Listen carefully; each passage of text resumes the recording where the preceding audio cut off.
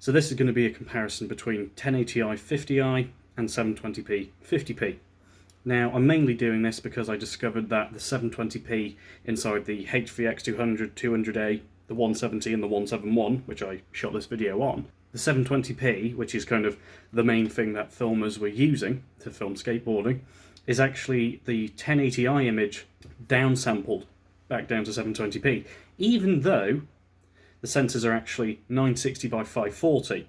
So you're in this weird spot where you're upscaling to 1080i, and then you're downscaling back down to 720. So in my mind, the real difference was either interlaced or progressive. So I just wanted to find out if there was actually any significant, changes or anything noticeable that, well, non-pixel peeping weirdos like myself will notice. That's why I'm publishing this. I want to find out if anyone actually watching this can tell the difference between 50i footage and 50p footage. So yes, that's basically what this video is going to entail. So yes, I'm going to throw the footage up on screen.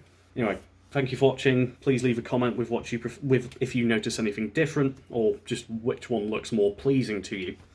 Thank you for watching, and bye.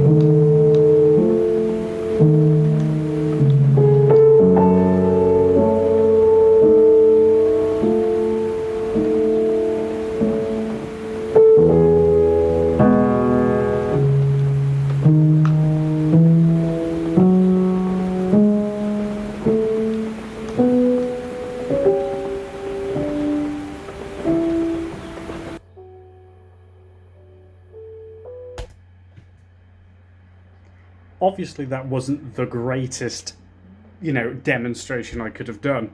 But considering the fact that it was like 8 o'clock at night, I didn't really have much to kind of use to demonstrate. I think it'll do. Although it's just me clicking like an idiot, flipping my pretty grubby slipper. Hopefully there is something there people will notice.